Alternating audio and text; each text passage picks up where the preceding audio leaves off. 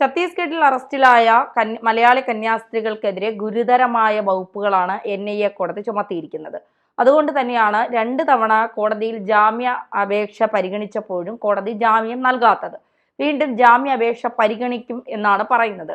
BJP നേതാക്കളടക്കം ഭരണ പ്രതിപക്ഷ നേതാക്കളൊക്കെ ഛത്തീസ്ഗഡിൽ കന്യാസ്ത്രീകളോടൊപ്പം തന്നെ ഉണ്ട് എന്നുള്ള വാർത്തകൾ പുറത്തു വരുന്നു. മാധ്യമങ്ങൾ അതിനെ വേറൊരു തരത്തിൽ അവരുടെ അജണ്ട നടപ്പിലാക്കാൻ ശ്രമിക്കുന്നു.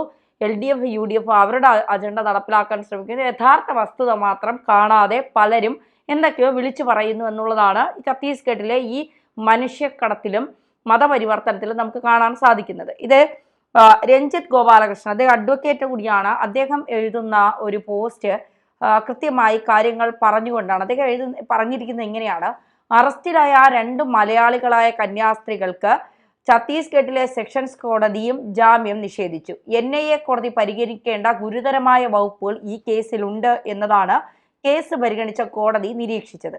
FIR റിപ്പോർട്ട് പുറത്തു വന്നതായി കണ്ടില്ല. എന്നാൽ അത് കാണാതെ തന്നെ പറയാം, അത് തീവ്രവാദത്തിനെതിരായ വകുപ്പ് കൂടിയാകണം. ഈ മേഖലയിൽ മനുഷ്യക്കടത്ത് NIAയുടെ പരിധിയിൽ വരുന്നതാണെന്ന് വാർത്തകളിൽ കണ്ടു. അതുമാത്രമാണോ വിഷയം എന്ന് ഇപ്പോഴും പറയാറായിട്ടില്ല. പക്ഷേ ഞാൻ കഴിഞ്ഞ ദിവസം എഴുതിയ ആ ചോദ്യങ്ങൾ ഇപ്പോഴും ഉത്തരം കിട്ടാതെ അവശേഷിക്കുകയാണ്. പ്രത്യേകിച്ച് ഇവരുടെ നക്സൽ ബന്ധം അന്വേഷണം നടക്കേണ്ട വിഷയങ്ങൾ ഒന്നുകൂടി പറയാം. അദ്ദേഹം പറയുന്ന ചോദ്യങ്ങൾ ഇങ്ങനെയാണ്: സർക്കാരിനോ സുരക്ഷാ ഏജൻസികൾക്കോ പോലും കടന്നു ചെല്ലാനാകാത്ത നാരായൺപൂർ എന്ന നക്സൽ ബാധിത വനമേഖലയിൽ ഈ കന്യാസ്ത്രീകൾ സഭയ്ക്ക് എങ്ങനെ ബന്ധമുണ്ടായി? ഈ പെൺകുട്ടികളെ കന്യാസ്ത്രീകൾക്ക് കൈമാറാനായി കൊണ്ടുവന്ന പുരുഷൻ നക്സലാണോ, മനുഷ്യക്കടത്ത് ഏജന്റാണോ, അതോ വെറും ബന്ധുവാണോ? അയാൾ ആരായാലും ശരി, അയാൾക്കും ഈ കന്യാസ്ത്രീകൾക്കും തദ്വാര സഭയ്ക്കും ഇന്ത്യൻ സൈനികർ വരെ കൊല്ലപ്പെടുന്ന ഈ നക്സൽ മേഖലയിൽ എന്താണ് ഇടപാട്? എങ്ങനെ ബന്ധമുണ്ടായി? ആദിവാസി വിഭാഗത്തിൽപ്പെട്ട ഈ പെൺകുട്ടികളും അവരുടെ കുടുംബവും ക്രിസ്ത്യാനികളാണ് എന്ന് സഭ അവകാശപ്പെടുന്നു. അത് സത്യമാണോ? മാത്രമല്ല, കണ്ടാൽ പ്രായപൂർത്തിയായി എന്ന് തോന്നാത്ത ഈ കുട്ടികളുടെ രേഖകൾ യഥാർത്ഥമാണോ വ്യാജമാണോ എന്നറിയണ്ടേ? അതേപോലെ ഇതിൽ ഒരു കുട്ടി റെയിൽവേ സ്റ്റേഷനിൽ വെച്ച് തങ്ങളെ നിർബന്ധപൂർവ്വം ആഗ്രയ്ക്ക് കൊണ്ടുപോവുകയാണ് എന്ന് റെയിൽവേ പോലീസിനോട് പരാതി പറഞ്ഞതിനെ തുടർന്നാണ് കേസ് എടുത്തത് തന്നെ. അങ്ങനെയെങ്കിൽ അത് തട്ടിക്കൊണ്ടുപോകൽ തന്നെയല്ലേ?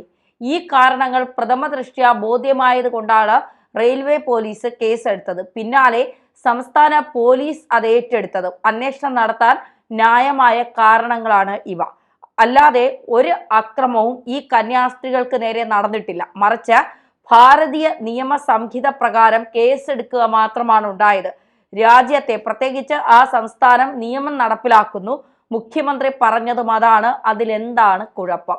കന്യാസ്ത്രീകൾക്ക് കോടതിയിൽ തങ്ങളുടെ നിരപരാധിത്വം തെളിയിക്കാം. അല്ലാതെ തങ്ങൾക്കെന്തോ പ്രിവിലേജ് ഉണ്ടെന്ന മട്ടിൽ പെരുമാറുകയും വോട്ട് ബാങ്ക് രാഷ്ട്രീയത്തിന്റെ കുങ്കിൽ വിരട്ടാനുമാണ് കേരളത്തിലെ സഭകളുടെ ഭാവമെങ്കിൽ കളി മാറും. ഇത് റായ്പൂരിൽ കോടതിക്ക് മുന്നിൽ നടന്ന ബജറംഗ് കൂട്ടൻ പ്രകടനം സൂചിപ്പിക്കുന്നത് അതാണ്. പക്ഷേ നിയമത്തെയും കോടതികളെയും ബഹുമാനിക്കാതെ, അന്വേഷണം പോലും ഇല്ലാതെ ഈ കന്യാസ്ത്രീകൾക്കെതിരെയുള്ള കേസുകൾ കള്ളക്കേസാണെന്ന് പ്രഖ്യാപിച്ച് സഭകളെ തൃപ്തിപ്പെടുത്താൻ മത്സരിക്കുകയാണ് കേരളത്തിലെ നാണം കെട്ട എല്ലാ രാഷ്ട്രീയ പാർട്ടികളും മാധ്യമങ്ങളും.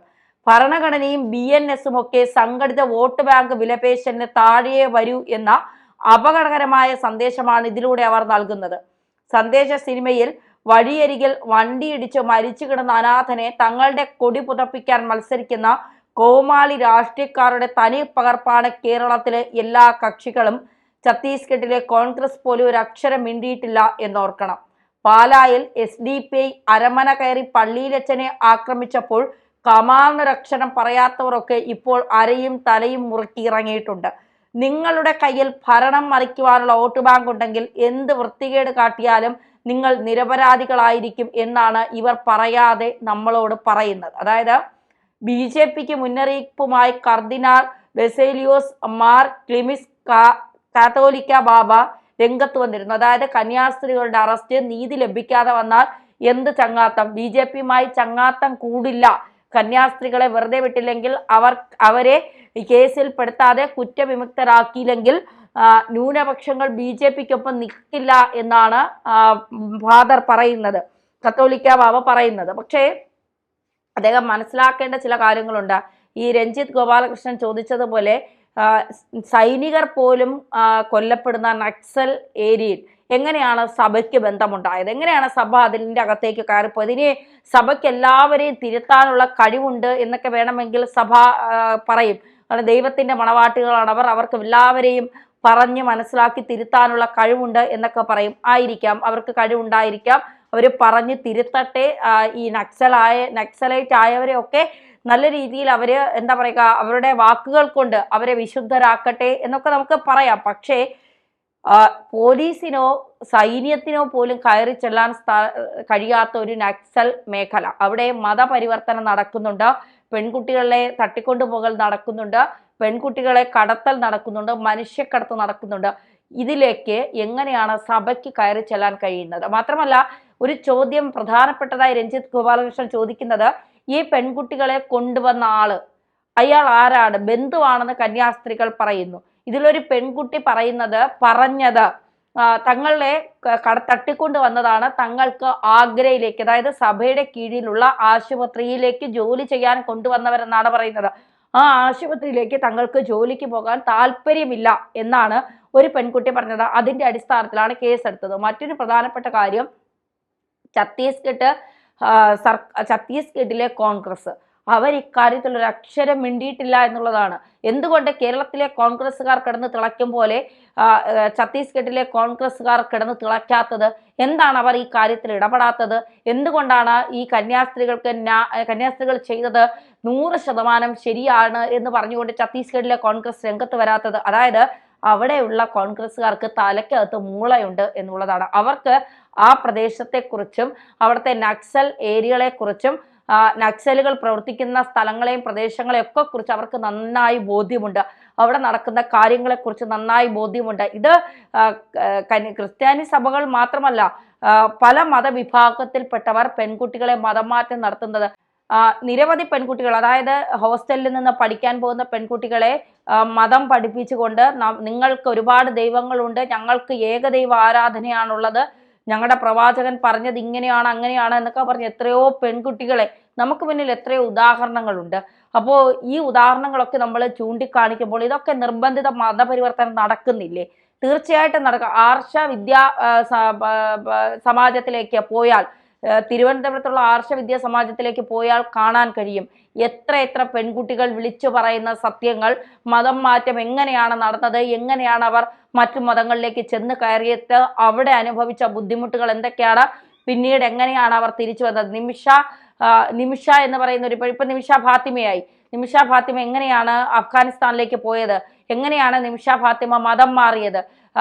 തിരുവനന്തപുരത്തെ ആറ്റുകാൽ എന്ന് പറയുന്ന ഒരു സ്ഥലത്ത്, ആറ്റുകാൽ അമ്പലത്തിന്റെ തൊട്ടടുത്ത് ഈ ദൈവികമായി ജീവിച്ച അവരുടെ ആചാരങ്ങളെ പരിപൂർണമായി വിശ്വസിച്ച് ജീവിച്ചു വന്ന ഒരു പെൺകുട്ടി എങ്ങനെയാണ് മതം മാറി അഫ്ഗാനിസ്ഥാനിലേക്ക് എത്തിയത്? ഇന്ന് ആ പെൺകുട്ടിയുടെ അവസ്ഥ എന്താണ്? അങ്ങനെ എത്രയോ പേർ നമുക്ക് മുന്നിൽ. അപ്പോൾ ഇവിടെ മതം മാറ്റം നടക്കുന്നുണ്ട്, മതപരിവർത്തനം നടക്കുന്നുണ്ട്, ഇവിടെ മനുഷ്യക്കടത്ത് നടക്കുന്നുണ്ട്. അത് ഛത്തീസ്ഗഡിൽ നിന്ന് മാത്രമല്ല പല സ്ഥലങ്ങളിലും അത്തരം കാര്യങ്ങൾ നടക്കുന്നുണ്ട് എന്നുള്ളത് യാഥാർത്ഥ്യമാണ്. അതിനെ മൂടി വെക്കാനായി 4 വോട്ടിന് വേണ്ടി എന്തും കാണിച്ചാലും അതിനൊപ്പം നിൽക്കുമെന്ന് സഭയും സഭാ നേതൃത്വവും സഭയിലെ കത്തോലിക്ക ബാവമാരും വിചാരിക്കുന്നുണ്ട് എങ്കിൽ ഇത് കോൺഗ്രസും LDFും അല്ല, BJP ആണ്. അവർ തെറ്റ് ചൂണ്ടിക്കാണിക്കും. വോട്ടല്ല പ്രധാനം, ജനങ്ങളാണ് പ്രധാനം, ജനങ്ങൾക്കുണ്ടാവുന്ന ബുദ്ധിമുട്ടുകളാണ് പ്രധാനം. അതിൽ കൃത്യമായ നിലപാട് അവർ സ്വീകരിക്കുക തന്നെ ചെയ്യും. അതുകൊണ്ട് ഛത്തീസ്ഗഡിൽ നടക്കുന്ന സംഭവങ്ങളുടെ യഥാർത്ഥ കാരണം പുറത്തു വരുന്നത് വരെ, അവിടുത്തെ എന്തിനാണ് കന്യാസ്ത്രീകൾ ഈ പെൺകുട്ടികളെ കൊണ്ടുവന്നത് എന്നുള്ളതിൻ്റെ യഥാർത്ഥ കാരണം പുറത്തു വരുന്നത് വരെ ഈ കാര്യത്തിൽ കൃത്യമായ ജാമ്യം ലഭിക്കുമോ എന്നുള്ളത് സംശയം തന്നെയാണ്.